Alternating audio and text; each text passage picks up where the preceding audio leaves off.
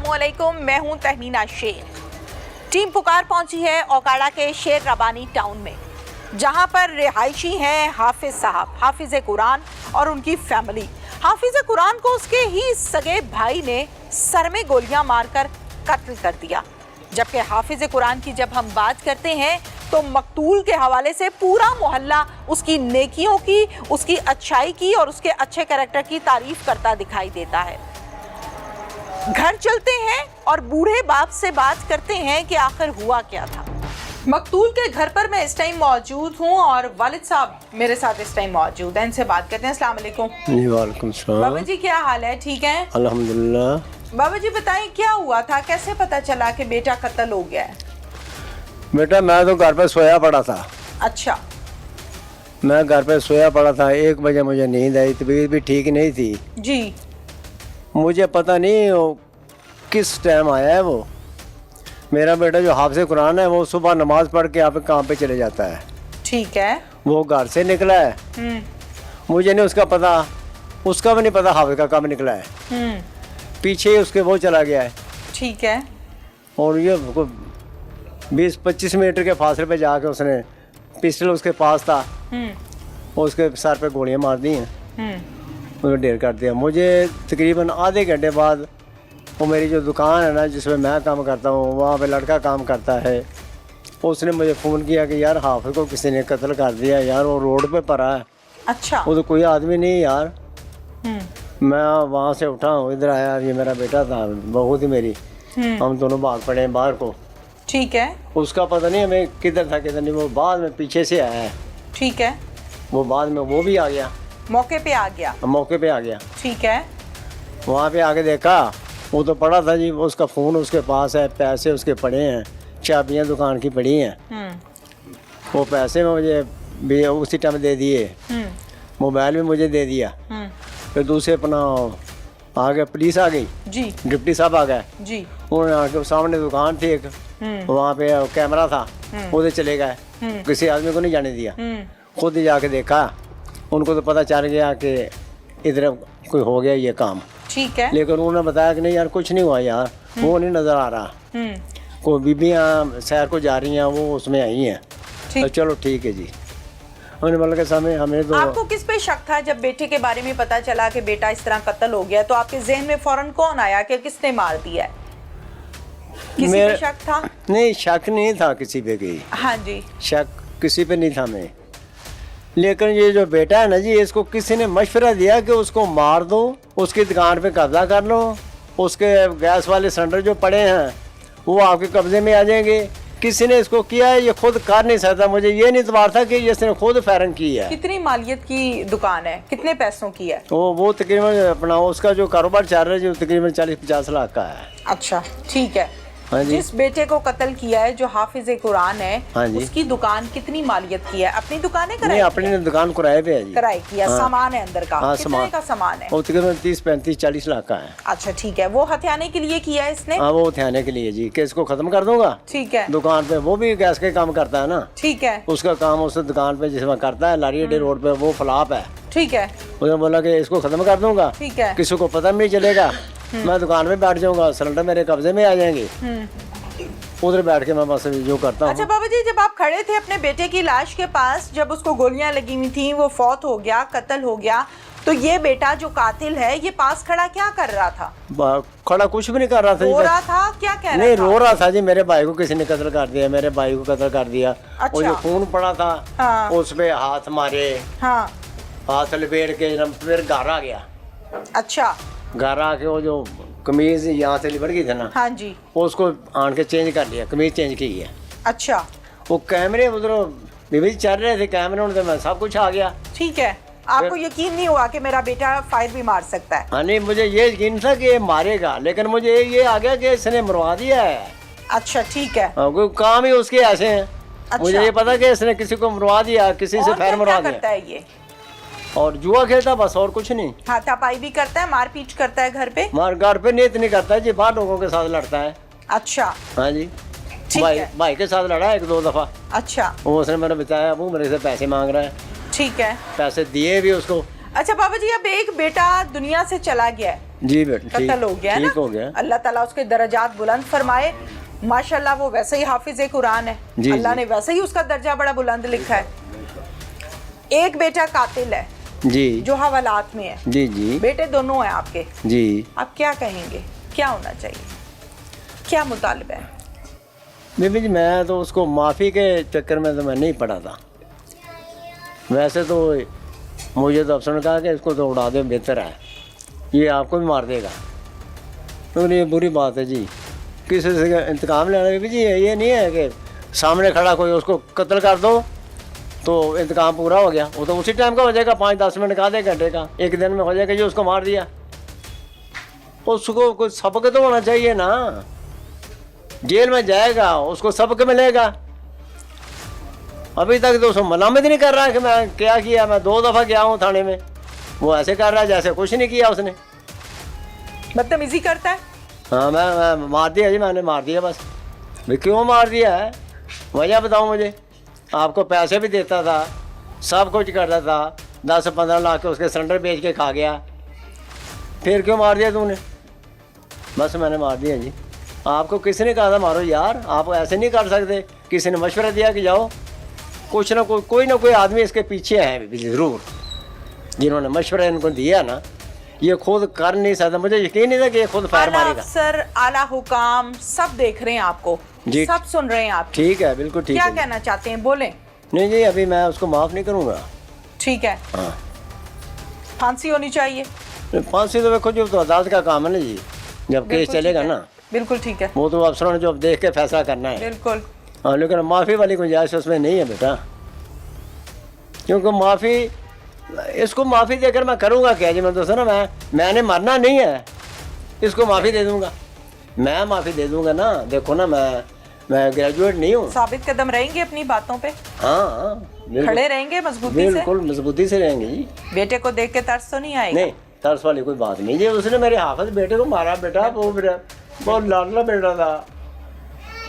बिल्कुल बिल्कुल। उसने मेरे आखिरी ज़िंदगी का साथी बनना था, उसने बहुत जुल्म किया है। जो दुनिया से चला गया है आपका बेटा हाफिज कुरान, खिदमत करता था आपकी? मैं बहुत करता था खिदमत जी। वो बहुत ही अच्छा बच्चा था जी, किसी के साथ कोई ज्यादती नहीं, किसी से पैसे 2-4 लेने हैं, 2,000 लेना, 3,000 लेना, उसके नहीं है तो उसने कहना अच्छा नहीं है यार, कोई बात नहीं यार, फिर दे जाना। माल मूल जो है ना बीबी जी, वो तो यहाँ पे तो आर्जी है ना, निज़ाम है ना। बिल्कुल ठीक है, बिल्कुल ठीक कह रहे हैं। हमें ये बहुत ज़्यादा पता है, दीन के बारे में बड़ा इल्म है हमें। मैं इसको माफ़ कर दूँगा, मैंने तो माफ़ यहाँ पे करना है, तो आर्जी है ना काम। माफ़ करने वाले तो बाद औलाद शेख एक ही ज़ात है, माफ़ तो उसने करना है। अगर उधर मेरी पकड़ होगी तो मैं फिर क्या करूँगा? मुझे तो कोई नहीं बचाएगा, आला काम कोई नहीं बचा सकते ना उधर। जबरदस्त, उधर आला मकाम का कोई ये मकाम नहीं है। बिल्कुल ठीक है, उधर एक मिलान में है। बिल्कुल ठीक है। एक बाप का क्या कहना है अपने बेटे के मुतल्लिक, वो सब आपने सुना, जाना। और मैं ये चाहती हूँ कि आज के प्रोग्राम में हम इस मैसेज को भी साथ लेकर चलेंगे पूरे प्रोग्राम में, कि अगर किसी से गुनाह हो जाए, गलती हो जाए, कत्ल हो जाए, तो बड़ों का फिर ये करैक्टर होना चाहिए जो आज की कहानी में हमने देखा है। आगे क्या कहानी है वो भी आपको दिखाते हैं। पुकार की टीम पहुंची है ओकाड़ा के नवाही गांव के एक थाने में, जहां पर किस्सा ये है कि एक हाफिज कुरान भाई को उसी के भाई ने कत्ल कर दिया। कत्ल करने के बाद खुद पुलिस की आंखों में धूल झोंकने के लिए मुद्दई मुकदमा भी बन गया। वजह अनाथ क्या थी? महज जायदाद और पैसों का लेन देन। जबकि हाफिज कुरान की जब हम बात करते हैं तो मोहल्ला भी उसकी गवाही देता है कि इस जैसा नेक शख्स हमने पहले नहीं देखा। वो सिफात मुल्जिम क्या कहता है, उससे आपकी मुलाकात करवाते हैं। मुल्जिम की जानिब चलते हैं और मुल्जिम से सवाल करते हैं। क्या नाम है पूरा? मोहम्मद सज्जाद अनवर। मोहम्मद सज्जाद अनवर। सज्जाद, उम्र कितनी है? 40 साल। 40 साल। शादीशुदा? जी। भाई के साथ क्या मसला हुआ? बस घरेलू झगड़े की वजह से। क्या नाम है भाई का? मोहम्मद सोहेल अनवर। मोहम्मद सोहेल अनवर। जी। हाफिज कुरान है? जी। हाँ जी। आपसे बड़ा है ये छोटा है? छोटा है, आपसे छोटा है। कितना? तकरीबन 3 दर्जे छोटा है। अच्छा, इसका मतलब बेटों की तरह पाला होगा, खिलाया होगा। जी जी। हाँ, हाँ जी खिलाया था साथ उसको जी। बचपन में। जी बिल्कुल। क्या हुआ था? और छोटी छोटी रंजिश की वजह से, घरेलू रंजिश की वजह से मैडम आपस में रंजिशें शुरू हो गई। क्या रंजिश थी? घरेलू छोटी छोटी रंजिशें थी मैडम। क्या? बस घर में 100 मसले मसाइल होते हैं। कौन से मसले मसाइल हैं, हमें भी पता चले। घर की बात घर ही रहने देनी थी, घर की बात थाने क्यों लेकर आए हो? बस अब ले ही आए हो, भाई को कत्ल कर ही दिया, तो बताओ क्या रंजिश थी? उनसे थोड़े से पैसे लेन देन था, पैसों का मामला। कितने पैसों का? 1,80,000 रुपये। 1,80,000 रुपया भाई से किस चीज का लेना था? वो मैंने उसे दिया था, किस चीज का? उधारा दिया था उसे, किस लिए? काम के लिए। किसने काम करना था? उसने करना था। आप क्या करते हैं? हम भी वही काम करते हैं। अच्छा, तो आपसे उसने उधार लिया था अपने कारोबार पे लगाने के लिए। फिर वो कहता सब्र करो, सर्दियों के बाद आपको दूंगा, सीजन लगेगा फिर दे दूंगा। ठीक है, फिर? लेकिन वो उसने गाली दी, अच्छा मेरे से बर्दाश्त नहीं हुई, अच्छा, फिर? मैंने उसे फायर मार दिया। अच्छा, गाली कब दी उसने? सुबह के टाइम। फायर कब मारा? सुबह के टाइम कहाँ ले जाकर? नहीं, हम जा रहे थे दोनों कहाँ जा रहे थे? दुकान पे, किसकी दुकान पे? उसकी दुकान पे। कितने बजे का टाइम था? तकरीबन 6 बजे का टाइम। किस पर जा रहे थे? पैदल। पैदल जा रहे थे। जी। पिस्टल लगाया हुआ था साथ जी। पहले से? जी। क्यों? बस ज़हन बना लिया था मैंने इसे मारना है। गाली देने के बाद जहन बनाया था? जी। अच्छा, गाली देने के बाद जहन बनाया और फिर उसी टाइम पिस्टल भी मिल गया, लोड भी हो गया, फायर भी हो गया और भाई को मार भी दिया। बड़ी क्विक सर्विस है भाई। जो अंदर की बात है ना वो बताओ, बेवकूफ मत बनाओ। जो बात है अंदर की वो बात खोलो।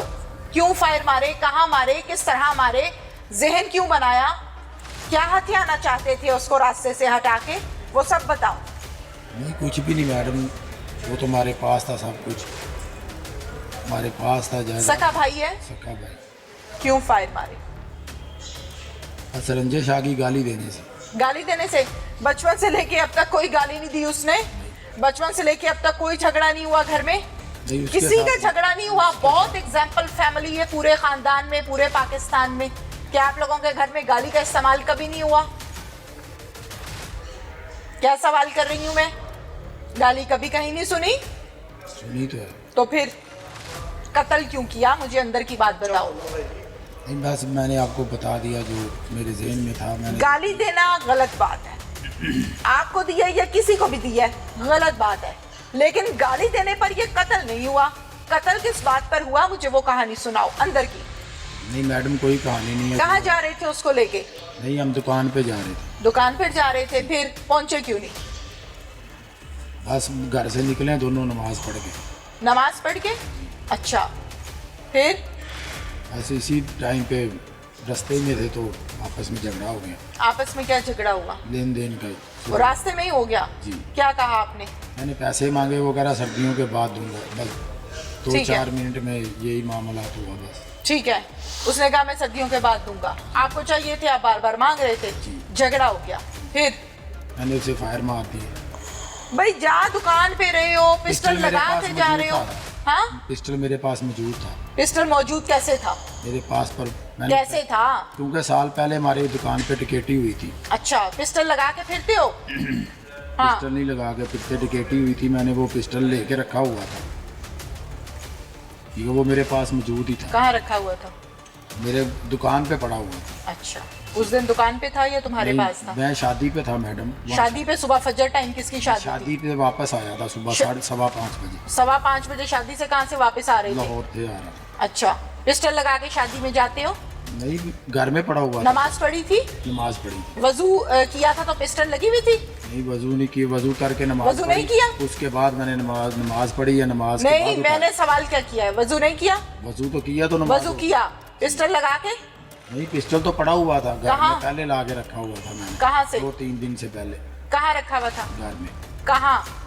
कमरे में। कमरे में पिस्टल रखा हुआ था, वजू किया, नमाज अदा की, बहुत अच्छी बात है। फिर उसके बाद पिस्टल वापस लगाया जी। और कहाँ निकल आए? बाहर दुकान के लिए। क्यों जी, कानून क्या कहता है? आम शहरी पिस्टल लगा सकता है? नहीं लगा सकते। नहीं लगा सकता। ये पिस्टल लगा के फिरता है, आपकी नॉलेज में है? नहीं, हमारे नॉलेज में पहले नहीं था। पहले नहीं था, जी। अब पता चला है? अब जब वकूआ हुआ है फिर पता चला है। पिस्टल जो लगा के फिरे उसके लिए कानून क्या कहता है? पर्चा हो जाता है, काबिले दस्तंदाजी पुलिस जुर्म है। ठीक है। पिस्टल का लाइसेंस है? नहीं मैडम, नहीं है।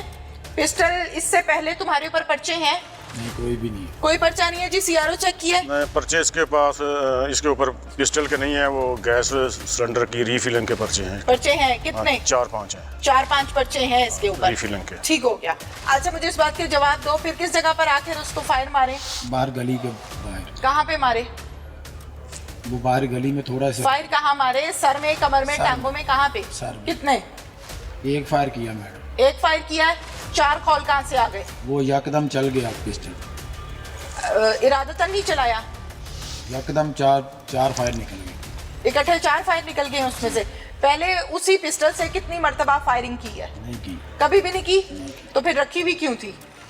वो मैडम मैंने आपको बताया, पहले मेरे दुकान पे ना एक वारदात हो गई थी इसी भाई के साथ, उस वक्त मैंने लिया था ये। ठीक है, अपनी हिफाजत के लिए।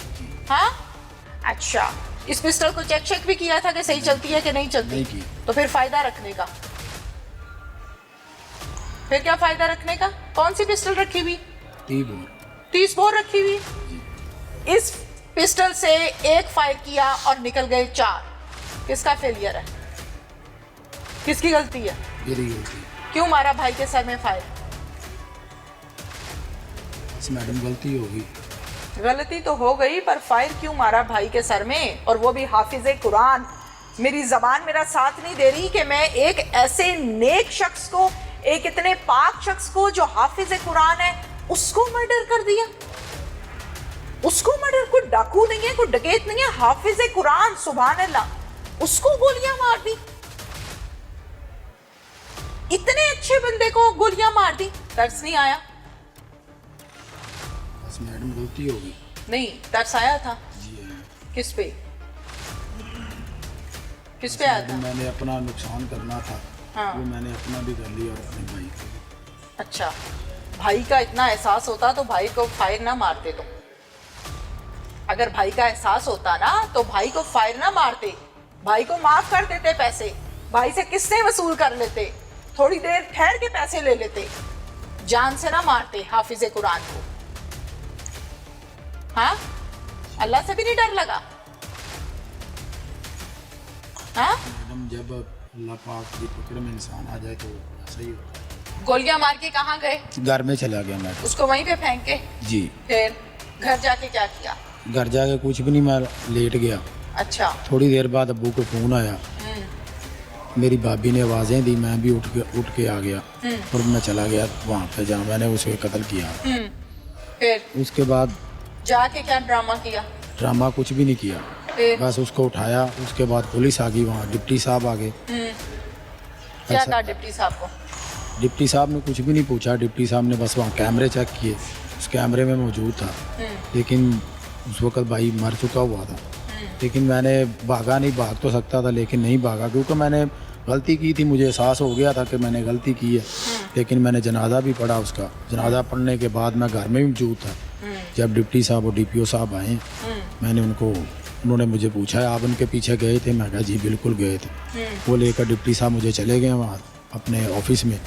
तो मैंने उनको बताया कि मैंने ये सब कुछ मैंने किया। फिर उसके बाद पुलिस SHO साहब हमें लेकर यहाँ पे आ गए, अर्शद साहब के पास। उन्होंने लाकर मुझे FIR दे दी। मुद्दई मुकदमा बनने का ख्वाब कब सोचा? मैडम जी जब वो पहले मैंने कत्ल कर दिया था ना, तो उस वक्त FIR में अब्बू मेरे ने बोला कि भाई के तुम मुद्दई बन जाओ। हाँ, उस वक्त मैंने कहा कि तो पुलिस अब्बू को बताया नहीं कि मैंने कत्ल किया है? नहीं बताया। नहीं बताया। थाने आके क्या स्टोरी सुनाई थी? थाने तो नहीं आया, लेकिन थाने जब मैं पहले आया और था तो मैंने उसके साथ रंजिश थी। मैंने कहा कि उनको मुकदमात में फिट करवा दूंगा। किनको? जो 2 आदमी और भी थे। अच्छा, तो वो लेकिन कौन है और आदमी है जो तुम? वो हमारी दुकान पे आते थे। अच्छा। तो पुलिस को पता चल गया था। हाँ। उसके बाद मैंने जनाजा पढ़ा। जनाजे के बाद फिर बाद में मैं पुलिस को जब पता चल गया, उन्होंने मुझे पकड़ लिया। तो फिर उन्होंने मुझसे पूछा, मैंने बता दिया सारा कुछ। मुद्दई मुकदमा आप बने जी। वजह? अपने बच्चे कातिल मुद्दई मुकदमा नहीं होता। जी बिल्कुल सही है, लेकिन मैंने समझा था पुलिस को पता नहीं चलेगा। अच्छा, जी। ये सारे वर्दियों वाले जो हैं ये आपके ख्याल में बेवकूफ खड़े? नहीं मैडम, हाँ? नहीं। ये आप जैसे डाकुओं को, चोरों को, कातिलों को, मुजरिमों को पकड़ने के लिए बनाई गई है फोर्स, और वो फोर्स अल्हम्दुलिल्लाह बहुत अच्छी तरह से काम कर रही है, जिसका नतीजा ये है कि आप जैसे लोग हथकड़ी में हम दिखाते हैं लोगों को। आपने कहा मैं मुद्दई मुकदमा बनूंगा तो मेरी जान छूट जाएगी? जी हाँ? हाँ जी, यही सोच थी मेरी। वजह या नात क्या थी? झगड़ा क्या था भाई से? कितने मरले का मकान है? 5 मरले का मैडम। 5 मरले का मकान है। भाई की शादी हुई थी? नहीं हुई थी। भाई की अब शादी होने जा रही थी, उसकी बीवी, उसके बच्चे दुनिया पे आने थे, तुमने कहा ये हिस्सेदार क्यों बनेगा, इससे पहले इसका किस्सा तमाम करो, यही कहानी थी? नहीं मैडम जी, पैसे का लेन देन था, लेकिन ये सोच नहीं थी। क्यों जी अरशद साहब, क्या कहानी थी? अभी तक जो बात सामने आई है वो पैसों का लेन देन और 4 दिन का पहले का लड़ाई झगड़ा है। 4 दिन का लड़ाई हाँ, झगड़ा 4 था। दिन पहले का लड़ाई झगड़ा है। जब इसने पुलिस की आंखों में धूल झोंकने की कोशिश की है तो क्या इसने ड्रामा किया था उस टाइम? उस वक्त तो इसने ये ड्रामा किया था कि हमारे साथ बहुत बड़ा जुल्म हुआ है, अगर बंदा को हमारे सामने आ गया तो हम उससे बदला लेंगे। अच्छा। लेकिन बाद में दौरान तफ्तीश और मकूए से डीएसपी साहब भी थे, SHO साहब भी, DPO साहब भी मौके पे आए थे, तो उधर से वो CCTV की वीडियो हमने देखी, कुछ इसकी हरकत सकनात मशकूक थी, तो फिर हमने इसको बुलवाया, इंटेरोगेट किया DSP साहब के दफ्तर में। जी। उधर DPO साहब भी आए थे, SHO साहब भी, मैं भी था। नहीं, इसका मुल्जिम का कहना क्या था अरशद साहब के, ये किसी डाकू ने मार दिया है, उस वक्त किसी दुश्मन ने मार उस वक्त दिया? इन्होंने 2 बंदों के नाम मालूम के नाम लिखवाए थे, ठीक है। नाम नहीं लिखवाए थे, हुलिया लिखाया था। ठीक है, ना मालूम। हाँ, एक बंदे को हम लाए भी थे, बाद में छोड़ दिया उसको। अच्छा। इंटेरोगेट करके जब ये ट्रेस हो गया उसको हमने छोड़ दिया। ठीक है। हाँ जी। इसकी CDR चेक की आपने? नहीं, अभी तक इसकी CDR नहीं आई। ठीक है, बिल्कुल ठीक है। क्या कहा था जी, मेरे भाई के कातिल मिलेंगे तो मैं उसको छोड़ूंगा नहीं, क्या कहा था? जी बिल्कुल। जी बिल्कुल। हाँ जी, नहीं छोड़ेंगे हम मैडम जी उनको। आपने क्या कहा था पुलिस को? तो जो कातिल हमें मिलेंगे हम उसको छोड़ेंगे नहीं। ये किसने सिखाया था? मैडम मैंने खुद ही जहन से, अपने ही जहन से कहा। हाँ, क्या होना चाहिए आपके साथ? क्या होना चाहिए? सजा होनी चाहिए मैडम जी, गलती की सजा मिलनी चाहिए। मुल्जिम की कहानी आपने जानी। DPO साहब इस हवाले से क्या कहते हैं, उनसे बात करते हैं। मोहम्मद फुरकान बिलाल साहब हमारे साथ इस टाइम मौजूद हैं। DPO ओकाड़ा तैनात हैं और अपनी जिम्मेदारियों को बड़े आसान अंदाज में सरअंजाम भी दे रहे हैं।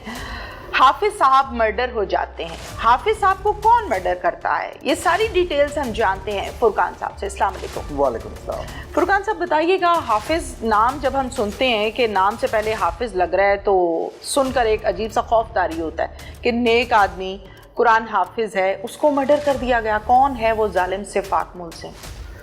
मैडम, उसमें सबसे पहले सुबह 6:30 बजे के करीब हमें 15 की कॉल आती है कि एक डेड बॉडी पड़ी है, और ये शुबा किया जाता है कि ये रॉबरी के दौरान मर्डर हो गया है। हमारी टीम मौके पे पहुंचती है, SHO BDBN SDPO वहाँ पे पहुंच जाते हैं, मेरी बात होती है, उसके थोड़ी देर बाद मैं खुद भी जाके उस कुएं को देखता हूँ। तो उसमें 4 फायर हुए हुए थे और पीछे से हिट किया गया था, तो उसमें हमें शुबा हुआ कि ये कोई नॉन इंडिविजुअल क्या किसी ने इसको टारगेट किया है। ठीक। उस दौरान इसके हमने बॉडी को पोस्टमार्टम के लिए भेज दिया। जो इसके नेबर्स थे, घर के बिल्कुल साथ वाली गली में ही बाहर मेन रोड पे ये मर्डर हुआ, उनके बयानात लेने शुरू किए तो पता लगा कि हाफिज़ सुहेल जो इसकी बहुत अच्छी रेपुटेशन थी, तमाम लोग इसको बहुत ज़्यादा लाइक करते थे, पूरा मोहल्ला जिससे भी सुना उसके बारे में बहुत अच्छा सुना, तारीफ़ ही सुनी। और फिर हमने मुख्तलिफ एंगल्स पे इसको करना शुरू किया तो पता लगा कि किसी एक बंदे से उसका लेन देन का तनाज़ा था जो कि थाना सतकरा की हदूद का रहने वाला था। फ़ौरन ही इन्होंने FIR के लिए हमें एप्लीकेशन दे दी। ठीक है। FIR हमने ये चाह रहे थे कि हम नॉन एक्यूज़ के अगेंस्ट दे दें, जहाँ से पैसों का तनाज़ा आ रहा था। 20,000 का इशू था, लेन देन सिर्फ 20,000 का था। लेकिन हमारी कोशिश थी, हमने फिर उनको परसू कराया, समझाया कि यार ये अननोन के अगेंस्ट थे, क्योंकि हमें ये लेन देन का तनाज़ा या कुछ ऐसा नहीं लग रहा।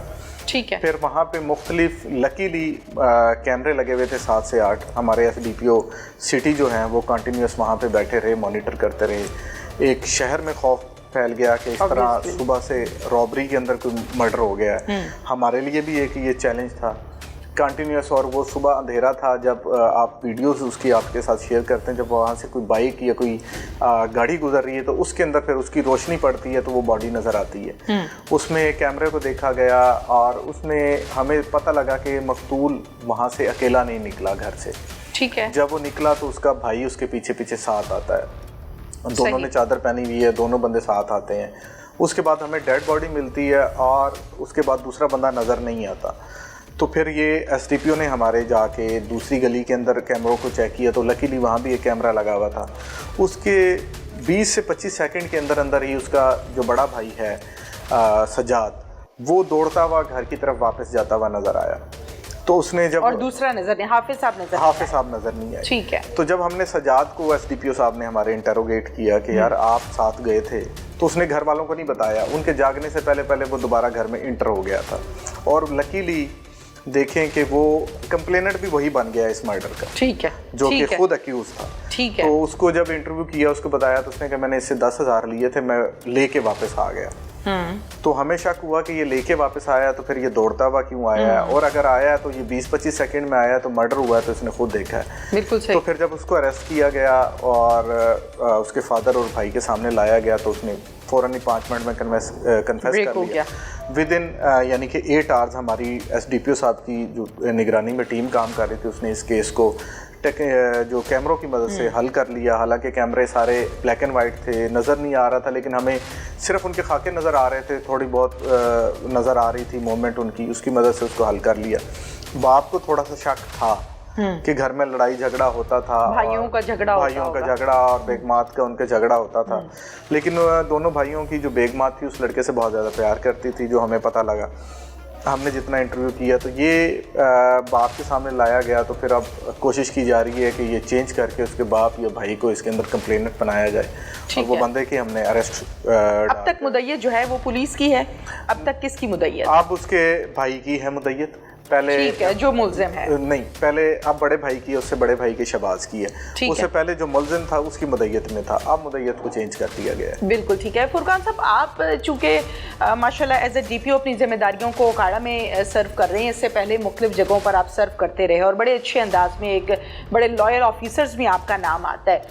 अक्सर औकात जब हम देखते हैं कि भाई ने भाई को कत्ल कर दिया, भाई ने बहन को कत्ल कर दिया, बहन ने भाई को, फैमिली के अंदर बहन भाइयों में सिबलिंग्स में जब ऐसे इश्यूज आते हैं तो पेरेंट्स में से जो भी मुद्दई बनता है, माँ हो या बाप हो, कुछ अरसे के बाद हम देखते हैं कि माफ़ी हो जाती है और फिर आपस में सुलह हो जाती है। जो मुल्जिम होता है, जिसको जेल होनी चाहिए, जिसको सज़ा होनी चाहिए, जिसने इतना बड़ा क्राइम किया है, वो बाहर आराम से घूम रहा होता है, जिसमें सबसे बड़ा फेलियर और मैं ये समझती हूँ हाथ जो है वो कंप्लेनेंट का होता है, जो माफ़ कर रहा होता है। आप लोग तो उसको एक्यूज़ को अरेस्ट करते हैं ना, तो इस केस को कुछ ऐसा आपने बनाया है किसी और को, यानी शाहिदीन, या कुछ ऐसी दिफात शामिल की हैं कि बाप माफ़ भी कर दे, भाई माफ़ भी कर दे, तो मुल्जिम जो है वो कटहरे में ज़रूर खड़ा हो? इसमें कुछ थोड़ा सा हमारे लिए ये चैलेंज ऐसे था कि इसमें एनी शाहिद कोई नहीं था, और जो एनी शाहिद था वही कंप्लेनेंट था और वही मर्डर। तो एक डिफ़िकल्ट सी सिचुएशन थी। फिर जब बाप को इंटरव्यू किया गया तो बाप थोड़ा सा हमें लगा कि नर्म गोशा है, इसीलिए ऑब्वियसली जाने वाला भी बेटा है, मारने वाला भी बेटा है, तो इसीलिए हमने उसके बड़े भाई को कंप्लेनेंट बनाया, जो कि थोड़ी सी हार्ड लाइन ले रहा था। ठीक है। और इसमें डेफिनेटली एक लॉज में अमेंडमेंट की ज़रूरत है, रूल्स में अमेंडमेंट की ज़रूरत है, जो कि हमें नेशनल असम्बली से पास होके आने हैं या प्रोविंशियल असम्बली से पास होके आने हैं। तो जिस हद तक हम डिफ़िकल्ट बना सकते थे वो किया। उसमें 4 खोल मौके पर रिकवर हुए। फिर हमारी टीम ने फायर करके मारा गया, ब्रश से मारा गया उसको, back of the head injuries थी। उसमें फिर हमारे पास जो अच्छी शहादत आई, एक तो इसकी मूवमेंट थी कैमरों के अंदर, ठीक है, फिर इसके फिंगरप्रिंट के साथ हमें वो पिस्टल भी रिकवर हो गया इसकी पॉइंटेशन पे, आले कत्ल बरामद हो। हाँ, उसके ऊपर वो जो 4 बुलेट फायर हुई भी थी, वो सारा हो गया। तो बाप को जब थोड़ा सा इंटरव्यू किया कि क्या वजह थी, तो उसने बताया कि बेटा ये शुरू से पहले इसका जो बड़ा बेटा था, हालांकि वो दोनों इकट्ठे काम करते थे, जो मकतूल भी था और जो कातिल भी था, दोनों के सीएनजी की गैस का काम था रक्षों की। लेकिन उसमें सिर्फ इशू ये आ रहा था कि ये बड़ा बेटा जो है ना, वो ये चाह रहा था कि ये मार के इसकी जायदाद जो इसके हिस्से में आ रही है, इसकी शादी होने वाली है, तो इससे पहले वो सारी हिस्सा ले ले। और उसके अंदर ये किसी दौर में इसके बाप ने बताया कि ये जुए की आदत भी इसको पड़ चुकी थी और बहुत ज़्यादा मकरूज़ हो चुका था। वक्त with the passage of time उसने कोई 30-35 लाख इसके जो है ना वो कर्जा भी उतारा और अब इसको दोबारा काम की तरफ लाया, लेकिन इसने फिर ये कारनामा कर दिया। ठीक है, अच्छा लास्ट क्वेश्चन आपसे ये है फुरकान साहब के जो इनका लेन देन था भाइयों का आपस में जस्ट 10,000 रुपीज़, 10,000 रुपये का लेन देन में ये कुछ हो गया? मैडम लेन देन नहीं था, लेन देन तो वो एक एक्सक्यूज बना रहा था कि मैं लिया। उस दिन वो तो अपने भाई जब आगे जा रहा है तो वो पीछे भी इसी तरह जा रहा है जैसे ये भी साथ शॉप पे जा रहा है। ठीक है, उसको नहीं पता था कि ये मुझे कत्ल करके आ रहा है, करने के लिए आ रहा है। लेन देन का कोई भी इशू नहीं था, कभी भी उसका किसी के साथ इशू नहीं था। जायदाद का मसला था। जायदाद पे भी लड़ाई नहीं हुई। भाई के दिल में ये लालच थी कि इसको कत्ल करके इसकी शादी हो रही है, आगे बच्चे हो जाएंगे और इसके हिस्सेदार आ जाएंगे, या बीवी आ जाएगी तो वो बाद में हिस्सेदार बनेगी। जो 3-4 मरले का मकान है उसके 2 मकान बनने जा रहे थे, तो उसके जहन में यही था कि मैं इसको मर्डर कर दूं और जो इसके हिस्से का जो आना है वो शेयर भी मुझे आ जाए, और वो एक लालच उसके दिल में आई जिसकी वजह से उसने ये गुनाह किया। ठीक है, thank you very much. Thank you. आज की कहानी आपने देखी। भाइयों को तो बाजू कहा जाता है, भाइयों को तो मुहाफिज कहा जाता है, लेकिन यहाँ पर एक भाई ने ही अपने भाई की जान ले ली है महज जायदाद हथियाने के लिए। खुदा का कहर के वो भाई नहीं बल्कि एक हाफिज़े कुरान भी है, जो कि सवालिया निशान है। इसके साथ ही अपनी मेज़बान तहमीना शेख को इजाज़त दीजिए। अल्लाह हाफ़िज़।